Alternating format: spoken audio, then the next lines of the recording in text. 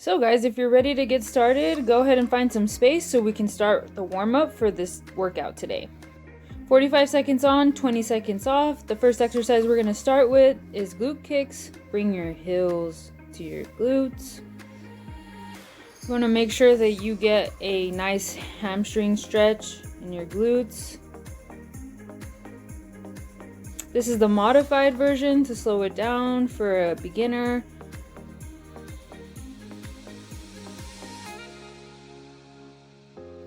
This workout also helps to get a nice little core workout as well, keeping focus on good posture and stability. We're warming up the gastrocnemius muscles as well. Make sure to regulate breathing so that way you don't gas out in the warm-up. We're gonna rest for about 20 seconds. Just go ahead and catch your breath. Get that heart rate. Come back down a little bit. Keep the blood flow going. Get ready for the next workout. It's gonna be jumping jacks. We're gonna do 45 seconds on, 20-second rest.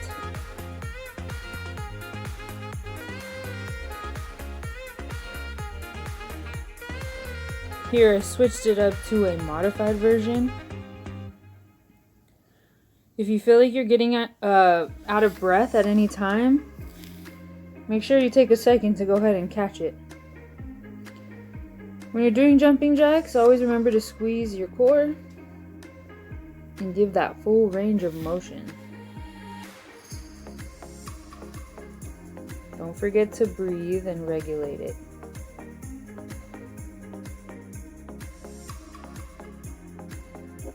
Okay, another rest period for about 20 seconds. I like to go ahead and move around while I'm resting so that I'm not just standing in one place.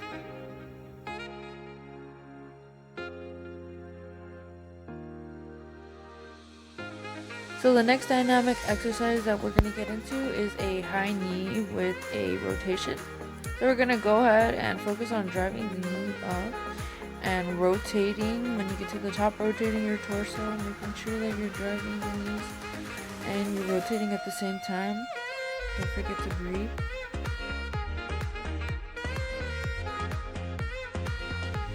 Of course, if you want to modify this warm-up and you want to just slow it down, you'll do exactly what I'm doing here. You'll just walk it out instead of doing that little skipping motion that you're doing if it was more of an advanced version.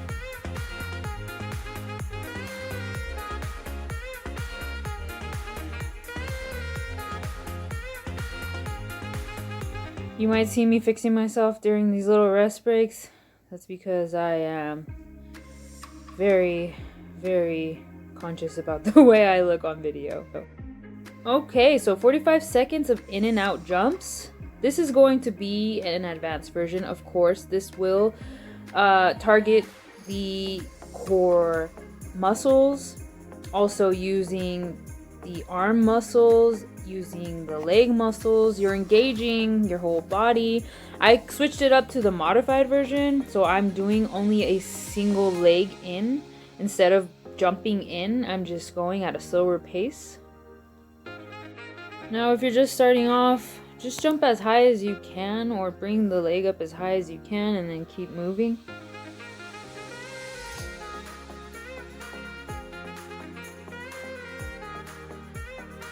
Okay, we're gonna do a rest, catch your breath, relax a little bit, get down on the ground and get ready for the next warm-up exercise. We're gonna go ahead and get ready for alternate toe touches. Alternating toe touches are a abdominal workout, so this is the easier version of the exercise. Actually, you see that I'm only doing one leg at a time. Now picture me doing two legs at a time. That's going to be a lot more advanced of an exercise.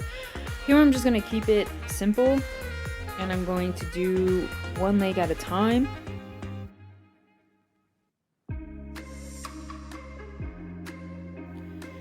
Make sure to keep the core engaged. Squeeze every time you're going up to touch the toe.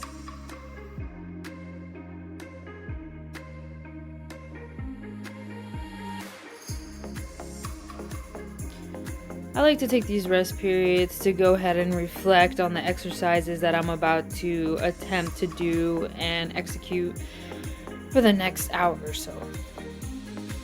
Okay, our lateral exercises. We're gonna go ahead and do a lateral lunge stretch. So all we're doing is lunging laterally, feeling the stretch, making sure we go all the way out. I know I'm a little cut off here. I do have the foot that's being cut off planted exactly on the ground. As you can see, the leg that's keeping in a straight leg position is the leg that is going to bend at the foot or create that sort of tilt on the foot. So go ahead and take a rest, and we are going to get ready for the next exercise. Make sure to catch your breath, keep that heart rate nice and steady, breathing in through your nose and out your mouth. Getting ready for the next workout, which is gonna be a modified burpee. These are pretty intense. I am gonna do this modified version throughout the entire warm-up. I'm bringing my legs all the way back. I am not actually doing the push-up with the burpee, and that's usually how a burpee is done. You go ahead and jump down and then do a push-up, and that's going to be the more advanced version. So that's why I say that this is a modified version. Now if you want to make it a little bit more simple, you would actually go down on the ground into prone position and walk those legs out.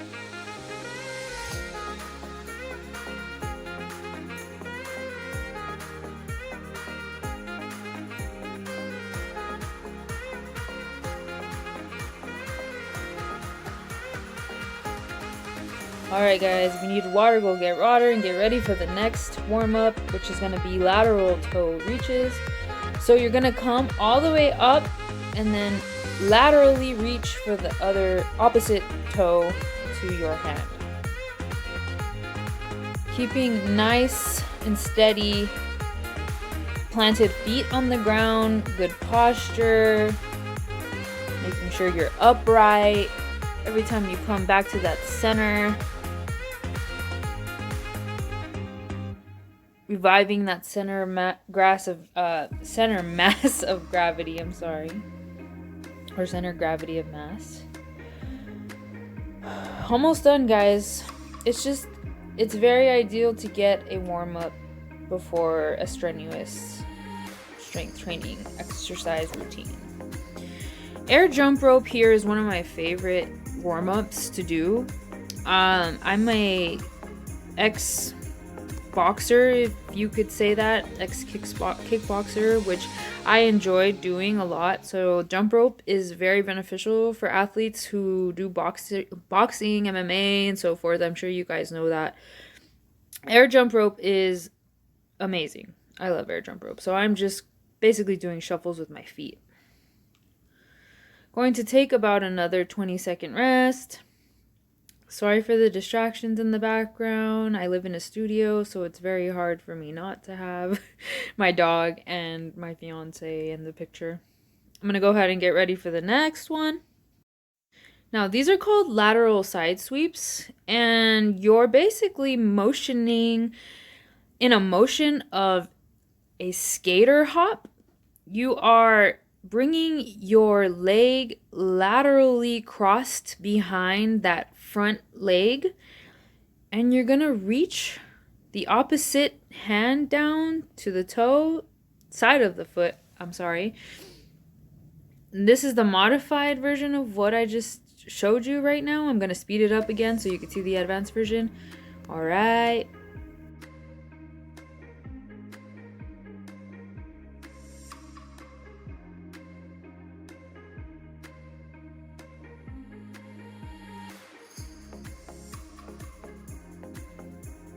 Okay guys, so you're doing a really good job, and we have a little bit more to go as far as warm-up. I want to make sure that I'm ready.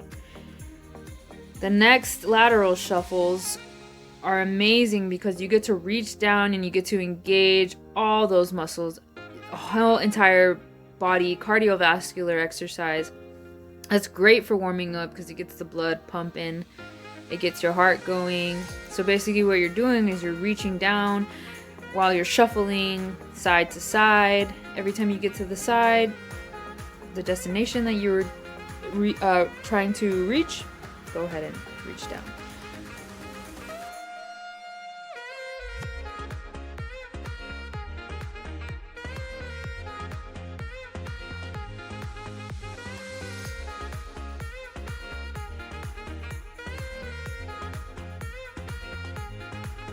Okay guys, so I did mention that I used to do boxing and kickboxing, and so one of the warm-up exercises that we actually used to incorporate is shadow boxing with a resistance band.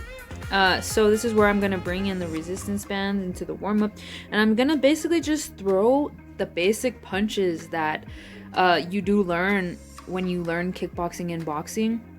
I'm doing a jab, a cross, an uppercut, and a hook. And I'm just gonna shadow box and throw random punches because this is a great workout to get your cardiovascular system going, which I just mentioned with jump roping. And I'm also using my upper body, my bicep brachii, my triceps brachii, my deltoids, and my back muscles. Okay, so let's get started with the workout. We're gonna do a close grip lying dumbbell press with a unilateral press and a bilateral press. So as you can see here, I have the dumbbells in close grip position, which benefits you if you have limited mobility in the deltoids and the shoulder joints. This is gonna have more of a focus on your tricep muscles. When you're doing or you're executing that unilateral press, you're focusing on one of the tricep muscles only, and then the other tricep muscles, as well as engaging the pectoral muscles. And you're gonna bring in a bilateral press to finish it off. You're gonna feel that extra burn with each press. So that concentric movement and that eccentric movement is everything and key here. This close grip allows for targeting the tricep muscles, so the secondary muscles like the pectoral muscles and the deltoid muscles. The narrow grip for this is shown to be a great alternative to increasing upper body strength. Now we're going to get into the reverse grip supine dumbbell press. The reverse grip is the same as the dumbbell press, except you have the reverse grip. Set up your exercise by grasping the dumbbells and laying down on the floor in a supine position. Lay down on your back and then push the dumbbell straight above your chest. So you're going to have more of that neutral grip, but your palms are facing upwards, like towards your shoulder area. This is your starting position. And then slowly lowering the dumbbells back down, keeping your palms in line with the middle of your chest.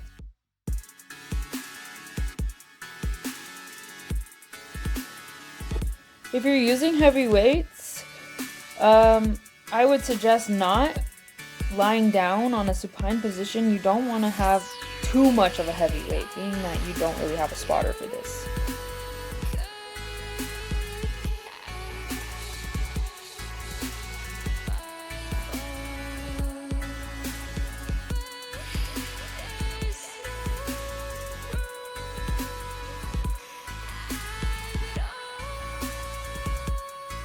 So just by flipping your grip and tucking your elbows in, which is super helpful for protecting your shoulder joints, you get a really nice press here. The two main differences between the reverse grip and the standard bench press is that the reverse grip, it'll hit more of the pectoral major, costal, and sternal head, and does a way better job at protecting the shoulder joints. Here we're doing a partial dumbbell press with full dumbbell press. A partial rep is defined as only using half the exercise-specific range of motion for a particular exercise. So what we're doing here is we're gonna complete a partial rep and then execute a full rep. So we're gonna go the halfway range of motion per se into the full range of motion. Really targeting those lower pectoral muscles and those tricep muscles as well. Try to really focus on the concentric movement of the workout when you're blasting up. Immediately after that partial press, focus on keeping the back, your back tight and your shoulder girdle retracted, along with thinking about pressing yourself through the floor, like I had mentioned before.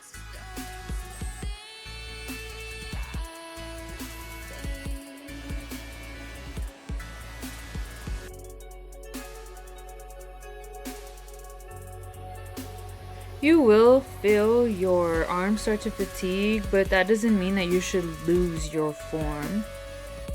Make sure that you keep the dumbbells nice and steady. Don't wobble them, don't lose that form. That's why we're laying down in supine position. Not only because I don't have a bench, because this is just so much easier on you.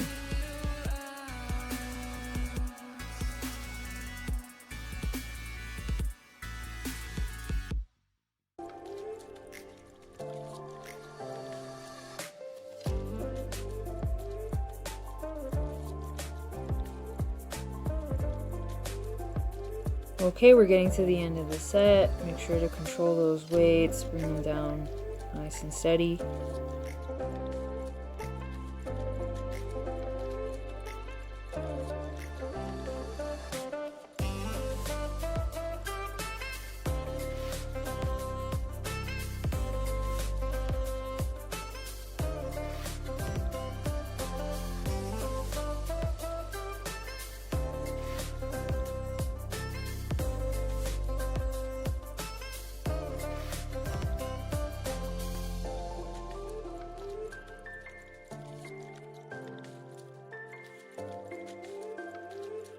Next exercise we're going to do with the modality that is the dumbbell, which I'm not going to lie, I was super excited to try because I had never tried before. This is known as the goblet split squat with a dumbbell. It's a split squat variation, which is what I'm going to be doing for the next few exercises, variation of the split squat. It's used to target the muscles of the quadriceps, such as the rectus femoris and the vastus muscles, as well as the rest of the legs.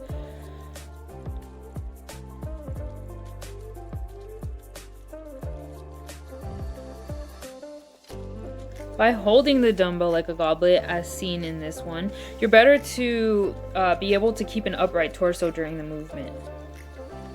This can be very beneficial for those with an anterior pelvic tilt. Now I'm doing what is called an ipsilateral split squat. When you're doing an ipsilateral split squat, the kettlebell or the dumbbell actually is going to be held in the same arm as the leg that's performing the exercise. This variation of the split squat is in a racked position. It helps to keep your rib cage down rather than essentially flaring out, and it also helps to keep those intra-abdominal muscles working hard throughout the workout. In the contralateral version or variation, the weight is going to be on the opposite side of the primary working leg.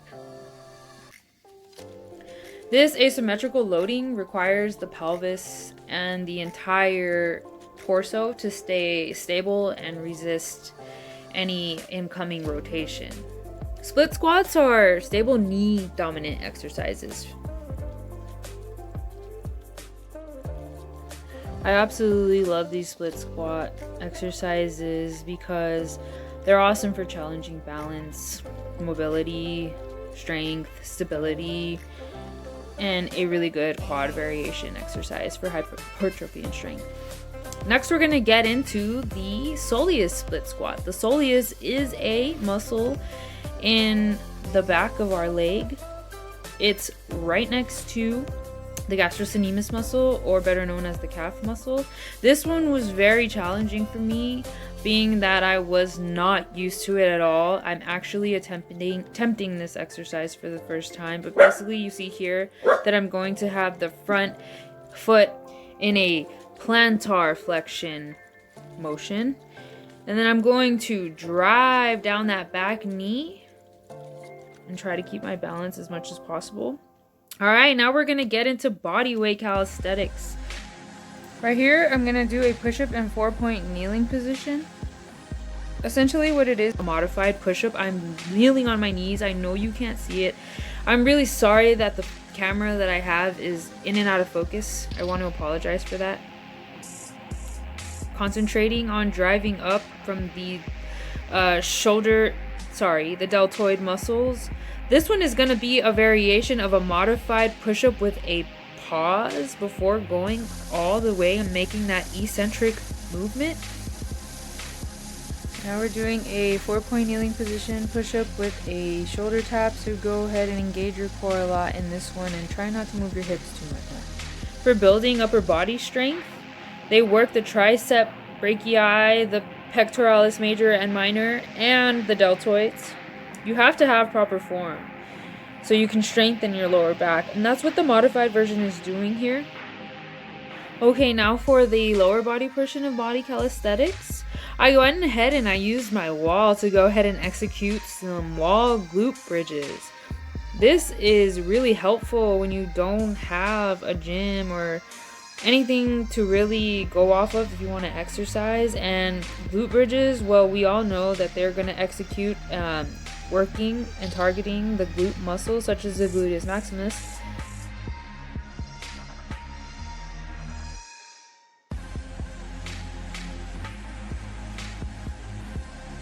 The bridge isolates all three muscles, the gluteus maximus, medius, and minimus, and the hamstrings, which are the main muscles of the posterior chain. So it's done by laying on your back, your knees bent, feet flat on the wall, at a comfortable distance from your booty. So now with the marching motion, we're going to stabilize the pelvis as well as our lower body. And it's really great for helping with low back pain. So you're just alternating, pushing off that wall with your feet, making sure that you come up and squeeze those gluteus muscles each time, keeping that 90-degree angle in your hips, and then returning your heel to the wall, not letting your pelvis sag.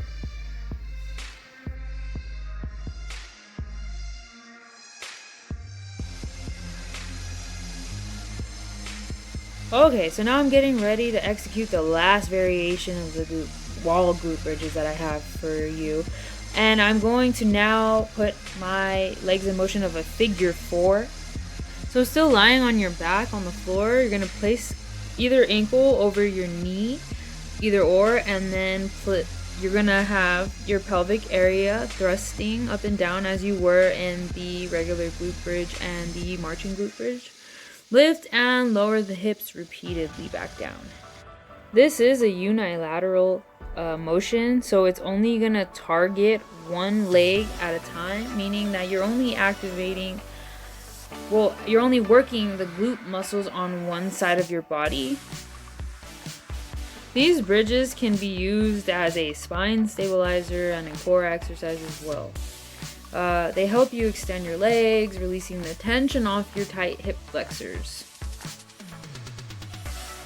So again, remember to not let your hips sag in any way. Always pressing through on that foot that's posted on the wall, and driving up and slowly lowering back down, feeling the work in the gluteus muscles. Alright, moving on. Staggered stance, chest fly. Standing, bend forward at the waist, grab the handles, press your shoulder blades down together, your pectoral muscles lifted, your right heel should be up, and make sure you hinge forward at the hip, pressing those pectoral muscles and using your triceps, engaging your core, and keeping your back foot up the ground. The next variation, we're staying in that staggered stance, except now we're only gonna execute one bilateral or a bilateral fly. But first do a unilateral fly. The fly is a great variation when it's done with the resistance band. It really helps to get that form, that motion, working the pectoralis major, the pectoralis minor, and also engaging the core. My stance here is split because it's easier when you're executing those fly motions. If you have that staggered split stance, it really does help for you to keep your stability when you're doing those fly press motions. So now we're doing the standing incline banded chest fly. Now you're going to send your arms a little out to your sides, keeping them slightly bent at your elbows. Your palms should be facing forward. Exhale as you bring the handles up toward the midline. Your hands should come together in the front of your chest with your palms facing up and your elbows slightly bent. Hold the count of the squeeze for 2 seconds. Again, make sure to always keep your core engaged. Switching to resistance bands for the lower body exercises, I'm going to go ahead and show you some variations that you can do of an exercise called Good Mornings. As I prepare here, I'm going to tell you a little bit about Good Mornings. They are a hamstring focused exercise, and they really test your core stability. It's really hard for some people, as you can see here, to hinge exactly at the hips. Common mistakes for a good morning include using too much weight, don't round your lower back, and don't hyperextend your neck either. And you gotta control the movement, really. Not pushing at the hips, really, so you're not really hinging, you're kind of just moving your whole upper body with you. And your glutes and your hamstrings, like, let's be real, they can never be too strong. So this is an awesome workout to execute. And a resistance band is really going to help someone who is not able to carry a load on their back, such as people with injuries or maybe your geriatrics. Banded Good Mornings in a wide stance provides the gluteus maximus greater force production, and as it opens the hips up earlier during the concentric phase. So the adductors, they also are going to contribute to a greater degree due to the abducted hip position. And this technique, it can be used as a modification for those clients who have tight hamstrings. As you can see though, I switched it here to the narrow stance.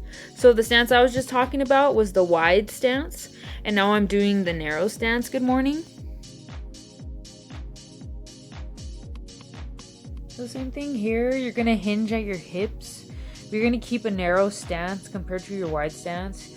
The erector spinae here is going to have a more of a challenge because there's going to be more of a load placed upon a longer resistance on your arms, and your hips are going to open up later when you do the concentric phase versus when you're in a wide stance.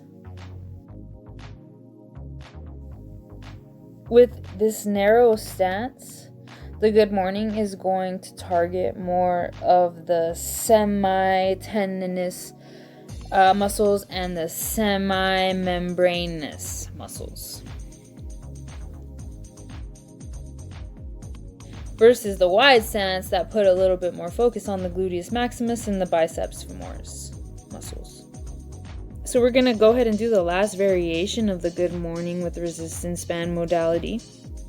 And we're going to go ahead and slip that bad boy onto one of our feet only, and keeping the band on resistance band emphasis on one side of our body or one side of our lower body, because that's what we're working right now. We're working the hamstring muscles, the biceps femoris, the semitendinesis, the semimembranaceus, all the 3 muscles that make up the hamstrings. But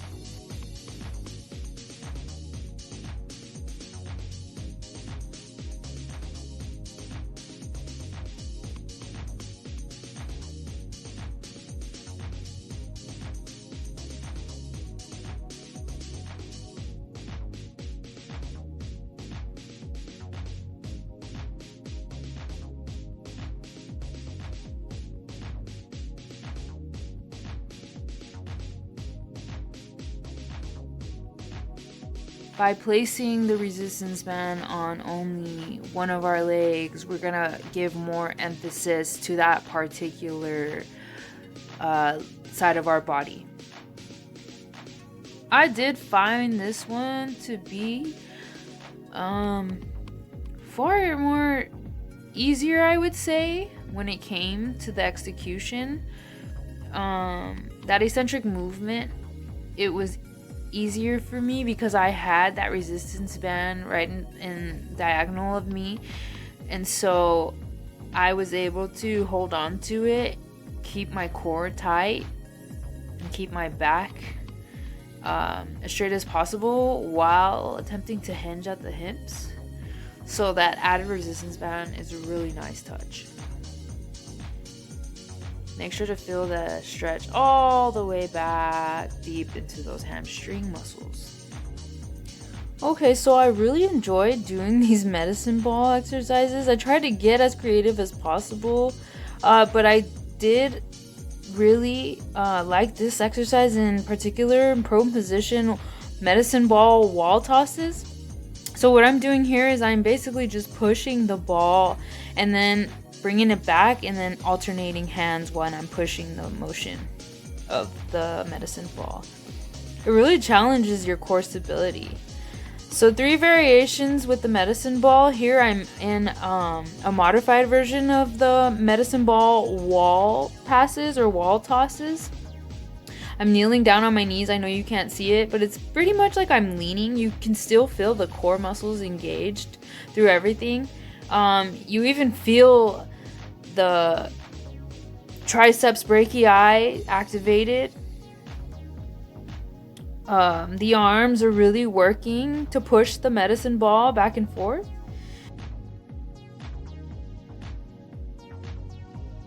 This variation of lunges is going to have more of a focus on the outer sweep of the quadricep complex.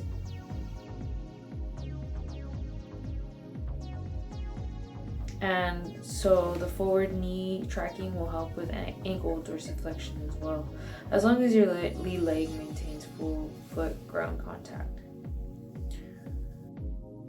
So the medicine ball with alternating rotations, you're going to start with your feet hip width apart, your arms reaching straight out in front of you. Step one foot into a lunge position, bending both knees, and then rotate your arms and torso over your lead leg. So for this variation, you also stand feet hip width apart, the medicine ball in front of you, bending your elbows and engaging your core. Step about 2 to 3 feet in front of you. Drop your hips towards the floor until your back leg becomes parallel to the ground. Moving on to the next modality, we have the TRX. I'm going to show you lower body exercises. This is the Cossack squat.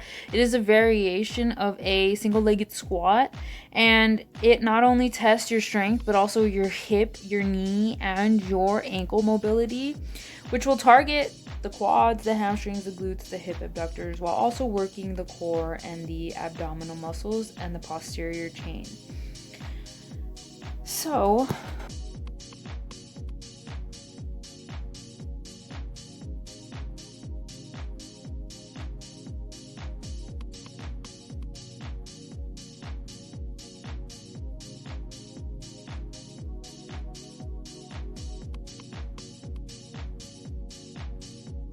to do a Cossack squat, you assume the starting position by widening your stance so that your legs form a sort of triangle with the ground. Your toes should be pointed straight ahead. Inhale your weight to your right leg, bending your right knee and sitting back as far as you can. Your left leg should remain extended while your foot rotates on your heel toe up. Now here I don't have the best form just because I have that little bend in my knee. I was kind of getting used to the exercise at this point, so it should remain extended. Going into the next variation of a single leg squat. This is a kneel to squat. So what I'm doing here is I'm going down to the ground, aka surrendering, and then I'm coming back up, pushing on my foot, but staying in that squatted position. Like I just mentioned with the Cossack squat and the TRX, having the TRX there to hold you is really great for that extra balance and stability. So you're gonna really feel this workout in your rectus abdominis muscles primarily.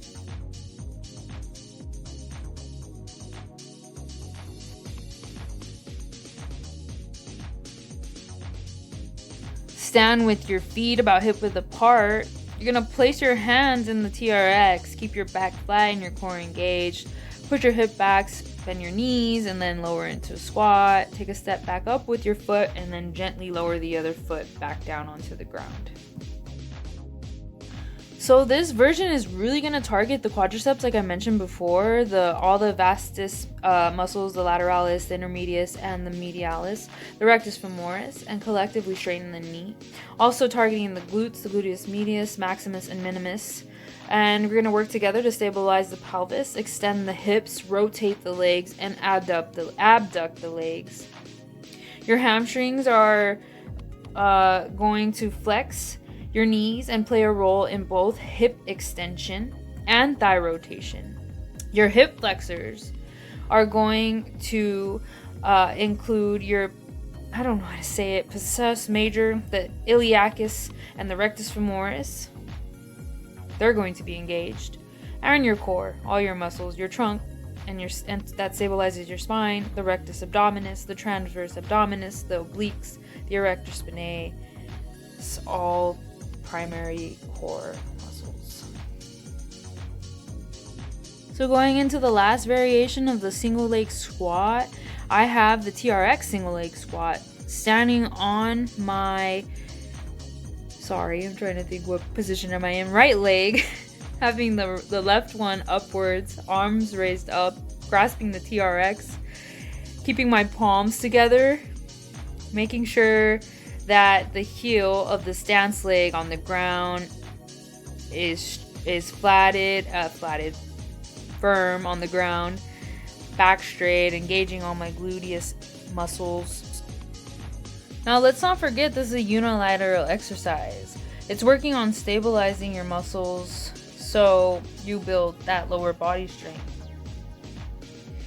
It's going to fire up those smaller muscles and in order to balance your body, which can help you to avoid injury as well. Doing this variation or this version of the squat with the straps forces you to activate several muscles to do the movement. Primary working muscles, like I mentioned before, the quads, the hip flexors, glutes, and hamstrings. If you modify it, or if it's done improperly, it can also provide a workout for the upper body. But people have a tendency to use their arms, so that's why I mentioned this before. When they lower their body, they're using their arms to pull themselves back up. Performing the suspension squats forces you to engage your core and improve your balance and your overall strength, because your body is being challenged in these conditions of instability with this exercise and all the TRX movements. So suspension training is very widely beneficial. This exercise is considered really advanced, so if you've never done something like this before, I would suggest starting off with both of your legs on the ground, because it requires superior strength and balance to squat down on one leg. So using these straps enables you to work at the level that you want to work at, and it's definitely gonna go towards providing upper and lower body strength and balance. It's very challenging, to say the least. So the suspended oblique crunch, you're going to start in an extended plank position with your feet hooked in the TRX straps, and you're going to bring your knees in. You're going to twist at your waist so that the side of your thigh runs parallel to the floor as your opposite knee moves toward the opposite elbow, and then you're going to return to the suspended plank. Bend the knees and twist to repeat that same motion. This exercise in specificity is targeting more of those external obliques and internal obliques as well.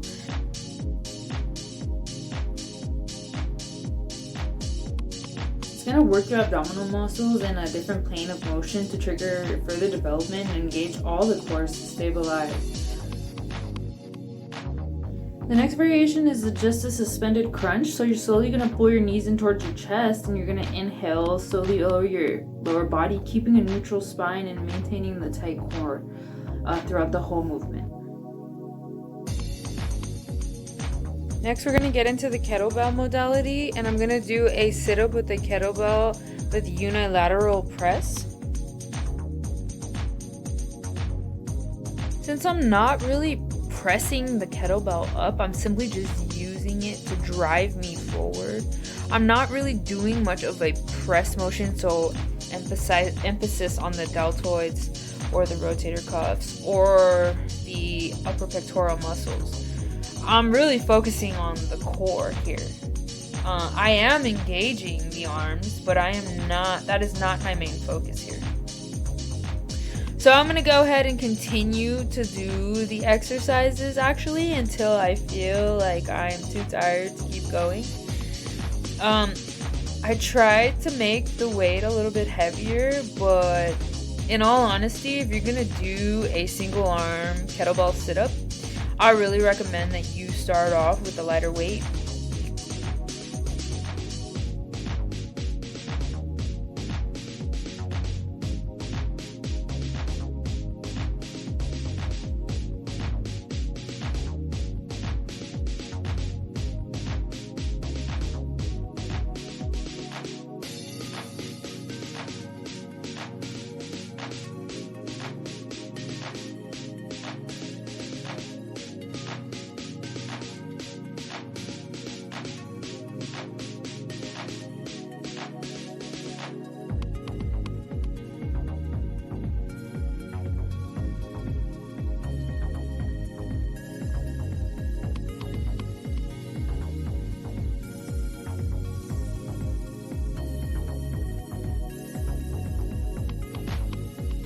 So that way the load on the shoulder joint isn't so extensive during that concentric phase. This is a bilateral sit and press, so start by lying flat on your back, holding the kettlebell close to your chest, and you're going to sit up and you're going to press the kettlebell overhead, and then lower the kettlebell back down to your chest and keeping your abdominal muscles engaged. So this is just forcing you to engage your core muscles even more so than you did. And like I said before earlier, let me apologize for the in and out focusing of the video. I am using a Samsung tablet, so I'm doing my best to record, but when the screen touches something that I have it leaned on, it tends to focus in and out. So at the end of this exercise, I was starting to get a little bit sloppy, and I will admit that I was very tired at this point. As you can see, it's actually dark outside, so I'm gonna let you know it was 5:30 in the morning at this point. But I had to get it done. Now this is a kettlebell with a twist, mimicking the Russian twist, but of course I have my legs all the way down. I'm extending them out, which is giving me more of a challenge when it comes to bringing that sit-up motion. My core is fully engaged, and I'm now working more of the external obliques than I was at all in the first two variations of the sit-up.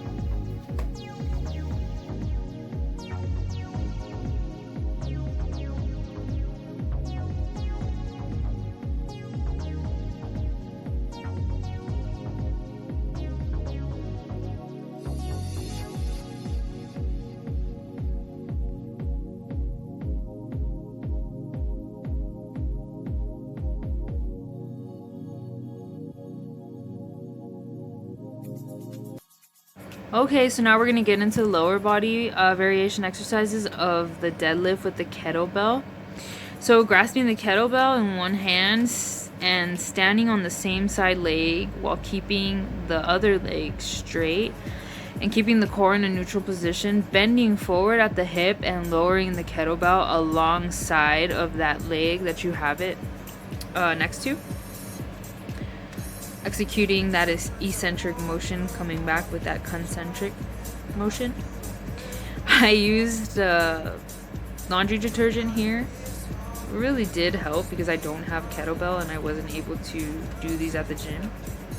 So really putting that focus on the side where you have the kettlebell moving, doing that eccentric and concentric motion.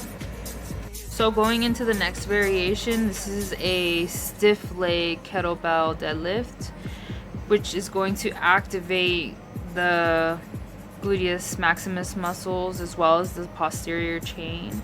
You should definitely feel a deep stretch in these muscles during the exercise, especially in your hamstrings too. The gluteus, you're gonna feel this workout hitting the gluteus also.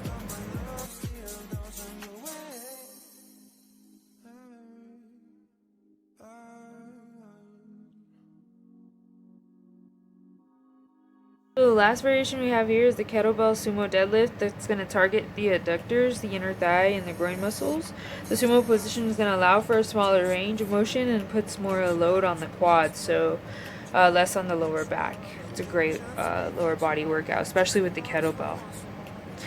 Alright guys, so we got to the cool down portion of the exercises.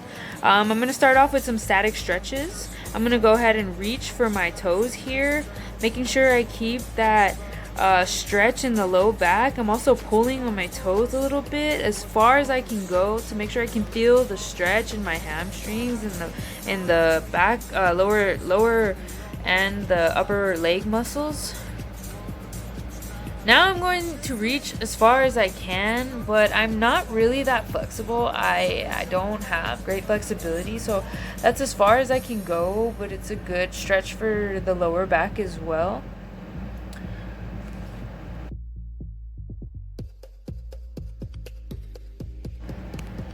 So now I'm just gonna go ahead and sway myself to the right side of my body.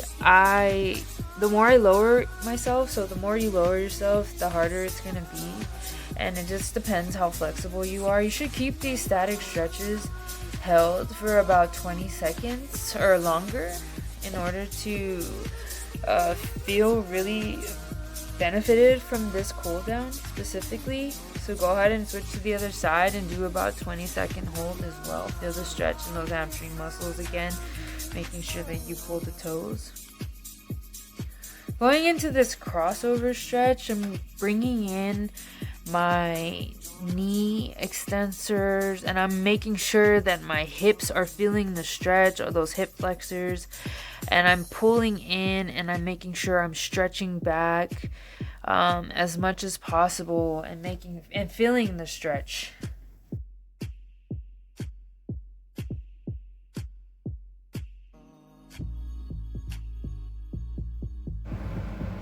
So now I'm gonna go ahead and lie down on my back and bring my left leg up over my knee, and then I'm gonna go ahead and grab the right knee and pull it forward and feel the stretch in my low back.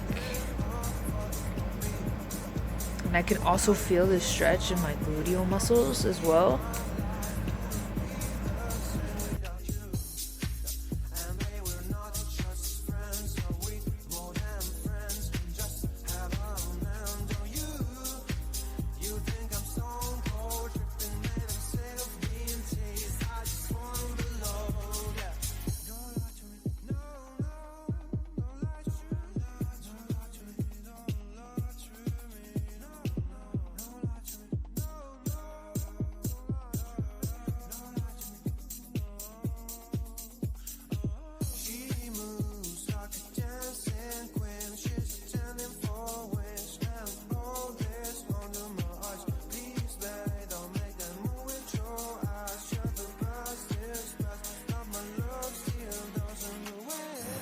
This next stretch is really going to help with the hip flexors as well as the gluteal muscles.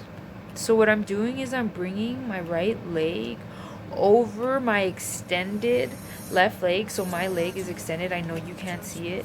And the more you press down, the harder it is. But you might feel the pop in your back. And that's because this is definitely working the lumbar spine region. Or stretching that lumbar spine region, that bottom middle area, and the more you, like I said, the more you pull it, the more you're gonna feel it.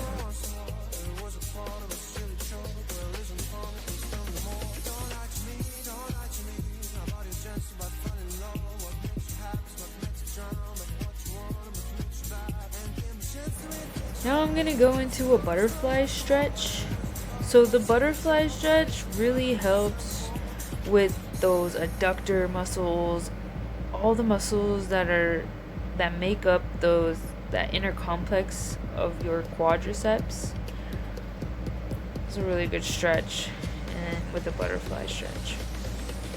Now I'm going into a stretch that I have no idea what the name is, but I know that it's called or referred to as child's pose in yoga.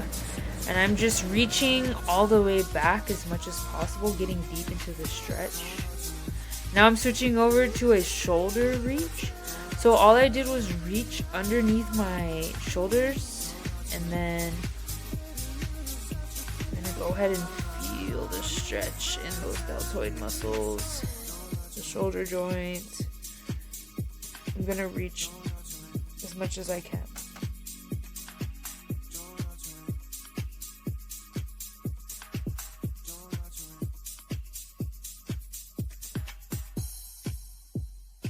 So now I'm gonna go ahead and stand up, and I'm gonna reach.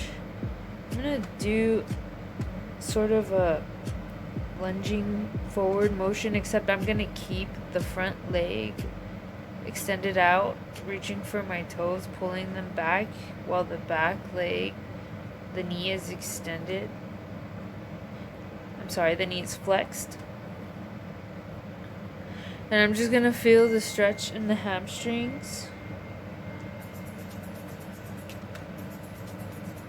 the quadriceps, the lower leg muscles.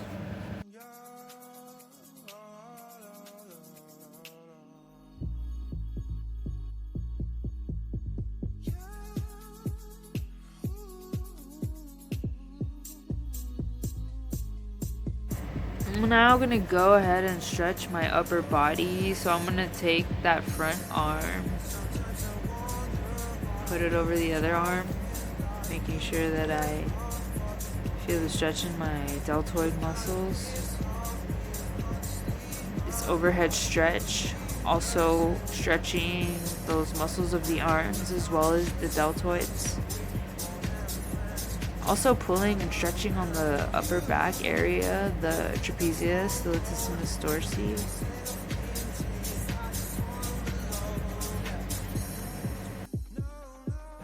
I kind of just like to play around with stretches after workouts, but like I said, with static stretching, you do have to hold the position. But here, I'm just simply reaching over, feeling a little bit of a stretch. Since I just stretched out my arms with those other two stretches prior. So I'm kind of just tilting back and forth, stretching everything out.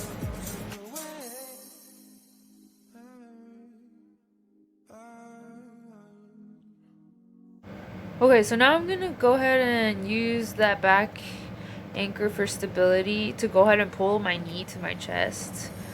Feel the stretch in those hamstrings and the glutes. Feeling the stretch in my lower back also. Engaging all those muscles, stretching them out after this good workout that I just did. Okay, so I'm going to keep the back leg stiff, locked out, the knee all the way extended. The front, I'm going to bring the foot out, and I'm going to do a plantar flexion motion.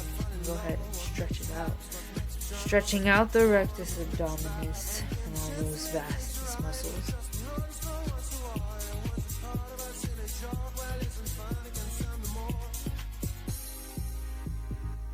I'm going to do a stretch here that's known in yoga as the downward dog. Except I'm not gonna go all the way up. I think there's another position you're supposed to take with that stretch, but that's a good stretch for the quadricep muscles as well as the core. Right here I'm doing another stretch in yoga known as the cat-cow. So I'm rounding the back while I inhale, exhaling, really getting a nice protraction in the shoulder girdle, and then exhaling.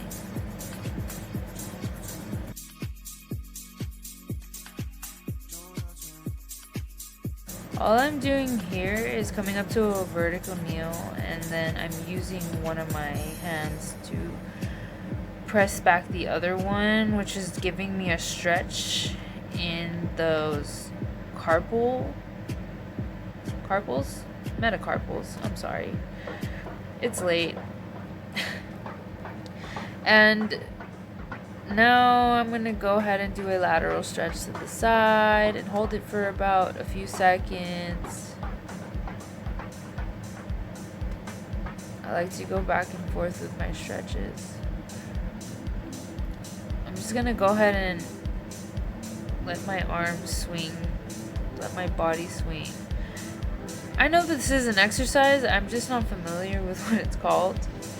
But you're basically just letting all your weight shift, and you're swinging and you're letting loose. That's what you want to do after a workout, like the ones I just did. So now we're gonna move on to the last portion of my cool down, which I did at home, simply because I feel more comfortable in my own apartment. And I'm using my resistance band to kind of stretch my feet, my legs. I can feel the stretch in my hamstring, the hamstring complex. The tighter you pull the resistance band, the more you feel the stretch in those muscles. Feeling the stretch also in my lumbar spinal region.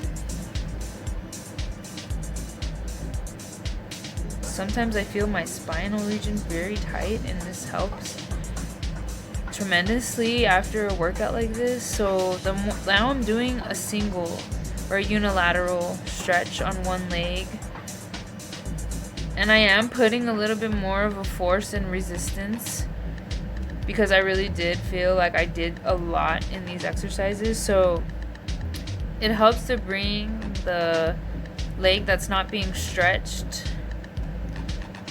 into your body positioning. Have your foot basically facing the bottom of your foot, facing your other leg, getting that nice stretch.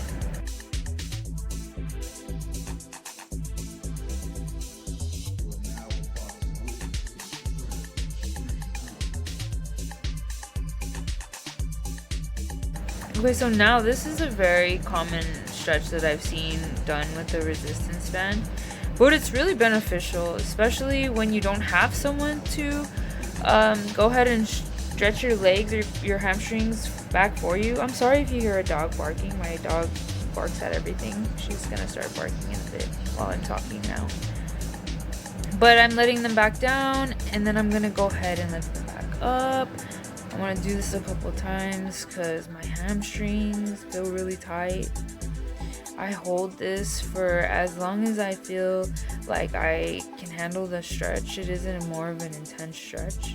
And then I'm going to go to a unilateral position, and I'm going to switch feet, just doing one foot at a time. And you'll find that in these stretches, sometimes one of your legs is gonna have more flexibility than the other, and that's very common. So keep that bottom leg extended all the way out. Try not to bring it off the ground like I'm doing here. I honestly was just so tense. I need to start stretching a lot more, but this is a good start.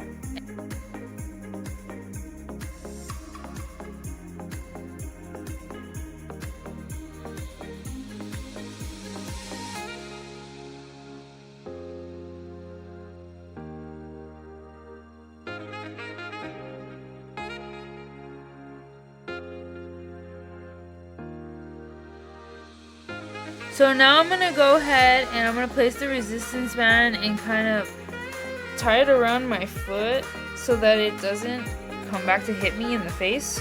And then I'm going to go ahead and I'm going to pull on my foot, keep it in a flexed motion, feel the stretch in the hamstrings, the gluteus muscles, the quadriceps complex, and keep that stretch held for about 20 more seconds.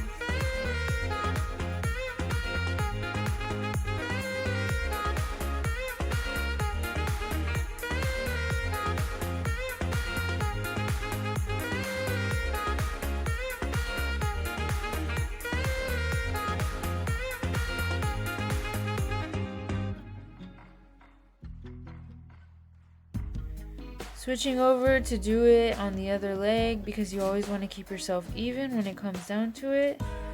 Make sure you hold this stretch for about 20 seconds or longer, and you really want to feel this one. Oh, look, there's my dog. And this is the end of the cool down. I really hope you enjoyed the workout, and thank you for watching my